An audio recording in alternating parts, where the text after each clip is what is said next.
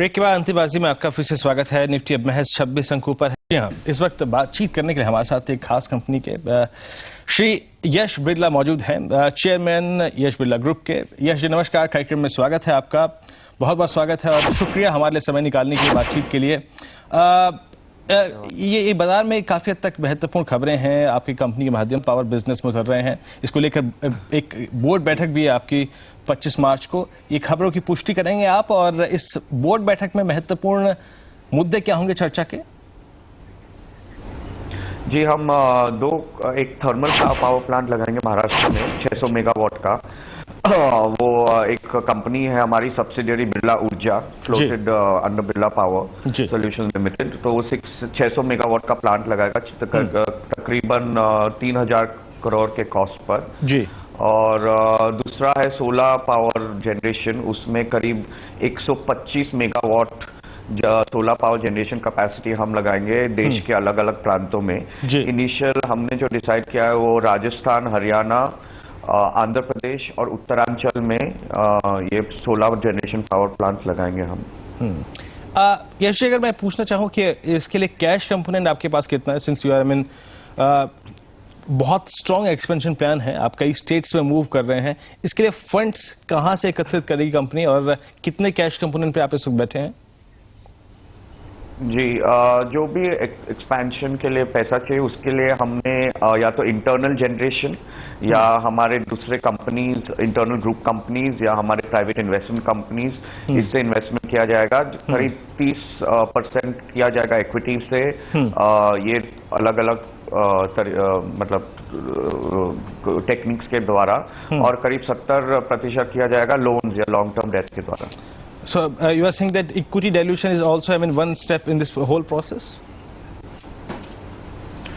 Equity dilution, no, this is a subsidiary company, जो हमने create किया बिरला ऊर्जा। मैं उसके बारे में बात कर रहा हूँ, उसकी इक्विटी ऐसे हम रेज करेंगे और 70% लोन और 30% इक्विटी। बिरला पावर जैसा है वो तो होल्डिंग कंपनी जी। अच्छा, चलिए अगर मैं बात करूं, ये जैसे कि हमने काफी हद तक फंडिंग की बात भी कर ली और आप किस तरीके से विस्तार करेंगे, अगर मैं सिर्फ इन दोनों कारोबार को लूं जो जिस पे हम डिस्कशन कर रहे हैं इस वक्त अभी, ये टोटल रेवेन्यूज में कितना पार्टिसिपेशन नेक्स्ट फिस्कल तक दे देंगे? कुछ इस पे कुछ एस्टिमेशन देंगे हम आप हमको? नहीं, ये जो मैंने जो दो प्रोजेक्ट्स का आपको डिस्क्रिप्शन दिया, वो सोलर पावर तो 3 साल के दौरान 125 मेगावाट आएगा। नेक्स्ट 12 मंथ्स में ये जो मैंने बताया आंध्र प्रदेश, राजस्थान, उत्तरांचल और हरियाणा, इनका नेक्स्ट फाइनेंशियल ईयर में 12 महीने में ये कंप्लीट होंगे प्रोजेक्ट्स। और जो थर्मल पावर का प्रोजेक्ट है उसको 24 से 36 महीने लगेंगे एग्जीक्यूशन में, कंप्लीट होने में। तो उसी के बाद फिर रिजल्ट्स आएंगे। यानी अप्रोक्सीमेटली जो दूसरा प्लांट है इसमें 24 से 26 महीने का समय होगा। ये लैंड एक्विजिशन आपका हो चुका है यश जी इसमें? जी, जो सोलर पावर का है उसमें राजस्थान में हमारा लैंड एक्विजिशन हो चुका है, उत्तरांचल में लैंड एक्विजिशन हो चुका है, और महाराष्ट्र में प्रोसीजर चालू है। जो हमारा थर्मल पावर प्लांट है उसका land acquisition is in process. चलिए, अगर मैं बिरला पावर के एग्जिस्टिंग बिजनेस की बात करूं तो यहाँ पे your products are doing very well.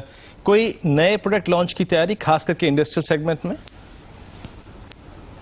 जी, हमने अभी नया प्रोडक्ट लॉन्च किया था 2-3 महीने पहले, जो alternate multipurpose engine, alternate fuel पर चलता है। जो डीजल की बहुत जरूरत थी हमारे इंडिया में, मल्टीपर्पज नॉर्थ ईस्ट स्टेट्स में, वो पहले खाली पेट्रोल पर चलता था। अभी पेट्रोल और डीजल दोनों पर हमने हमारे ओन R&D में ये डेवलप किया प्रोडक्ट, और उस काफी सक्सेसफुल लॉन्च हुआ है उसमें।